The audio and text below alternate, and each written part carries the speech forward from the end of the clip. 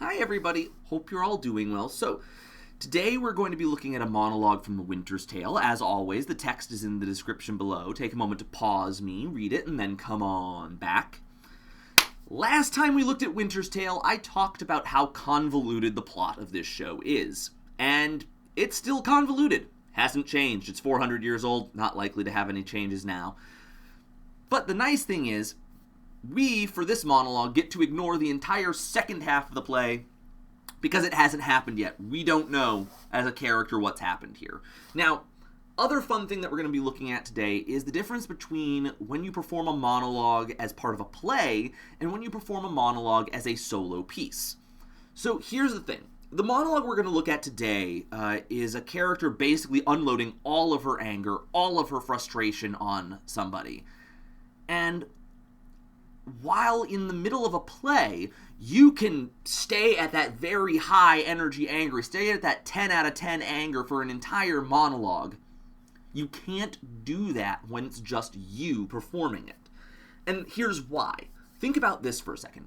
When you are doing this as part of a play, it is 1 to 2 minutes out of a, let's say, 2-hour play.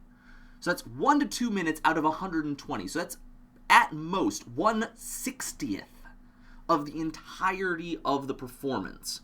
And so everything else in the performance is going to offset that 2 minutes of high intensity. And so you can make it work. However, when it's 1 to 2 minutes in total, and that 1 to 2 minutes in total is just you, the audience is going to get bored of that intensity real quick because they know there's nothing else. So here's the thing, and I'm oversimplifying because you don't want to stay at that 10 even in the middle of a show. You do want to have some variation, but it's far more important to have the variation when it's a one-on-one. So what you're looking for is, okay, where can I take my anger, if that's the main emotion we're playing, where can I take it up to that peak, and where can I calm it down? Because sometimes the best anger is not the one that's loud and shouty and big, but more of that very close in and just, I'm angry at you, and I'm gonna make you pay type of thing. So, let's take a look then at how we get to this particular monologue. So, quick recap of things with some props. We have Leontes, who is married to Hermione, and they have Leontes' good friend Polixenes staying with them. Now, somewhere along the way, Leontes starts to believe that Polixenes and Hermione are having an affair. He's wrong, but because he's the king, no one really has the guts to tell him he's wrong as he goes through it. So what ends up happening is Leontes gets his servant Camillo. Let me put down Polixenes for a second. Leontes gets his servant Camillo, and he tells Camillo, hey, look, I think Hermione and Polixenes are having an affair. I need you to kill Polixenes for me. And Camillo's like, sure, dude, I'll go take care of that. When in reality, Camillo goes to Polixenes and says, hey, guess what? Leontes is going a little crazy. He thinks you are having an affair with his wife, and he wants me to kill you. But I don't want to kill you, so maybe we can run away? And they do. They run off, which leaves Leontes and Hermione. And so since Leontes can no longer get to Polixenes, he turns on Hermione, and he throws her in jail. And this is despite the fact that she's 9 months pregnant. While in jail, she gives birth to a baby girl. Leontes tells another servant and says, hey, servant, take this little child that is, I don't think, mine, and throw her out into the woods somewhere. If she lives, great. If not, also great. I don't care. Meanwhile, as he's doing this, some other things happen, including the death of Leontes' firstborn son, and also the death of Hermione. After Hermione's death, let's introduce you to a new character, the one we're looking at today, Paulina, or Paulina, however you want to say it. She is Hermione's very good friend, and she is also the only person in the play who has the guts to look at Leontes and tell him, you're an idiot. Which is what she does. She gets right up in his face and is like, dude, you are the cause of all the trouble around here. This is your fault. You should have listened to your wife. Now you have your son dead, your wife dead, your daughter who knows where, probably also dead because you left a baby out in the middle of the woods.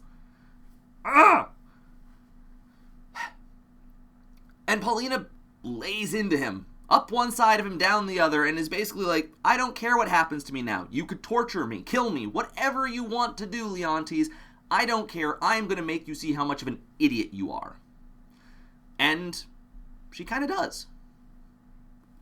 So, props are down. We're looking at this monologue when Paulina does confront Leontes and does give him this riot act. You know, explaining all the wrongs he's done, everything. And so, again, we as an actor, like I said earlier, if we're in the middle of the whole play, yeah, we can just take this cannon and unload it on the guy playing Leontes. It's great. It's cathartic for the audience, too, because they've probably been waiting for someone, anyone, to tell Leontes what an idiot he is. But again, as an individual performer, we can't do that. We have to find the levels. We have to find the subtleties in here. So let's see how it looks with some subtlety, some builds and subtlety worked in. What studied torments, tyrant, hast for me? What wheels, racks, fires, what flaying, boiling in leads or oils? What old or newer torture must I receive, whose every word deserves to taste of thy most worst? Thy tyranny, together working with thy jealousies, fancies too weak for boys, too green and idle for girls of 9. Oh, think what they have done, and then run mad indeed, stark mad, for all thy bygone fooleries were but spices of it. That thou betrayedst Polixenes, 'twas nothing. That did show thee of a fool, inconstant and damnable ingrateful. Nor was it much that thou wouldst have poisoned good Camillo's honor, to have him kill a king. Poor trespasses more monstrous standing by. Whereof I reckon the casting forth to crows of thy baby daughter to be or none or little, though a devil would have shed water out of fire ere't on it.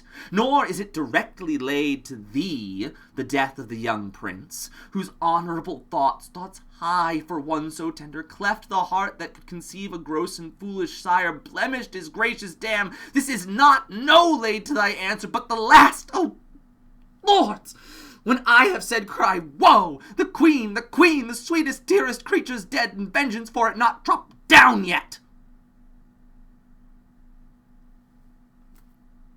And thankfully, for the first time all play, Leontes does listen. Not immediately, but fairly shortly thereafter. And thankfully, again, with the exception of the people who are the young son who's already dead, and the poor guy who gets eaten by a bear, everyone else has a happy ending, including, I will spoiler alert, Hermione, who is somehow alive at the end of this thing. But anyway, tomorrow's Friday, so I'll be back in black for some more Hamlet. Bye!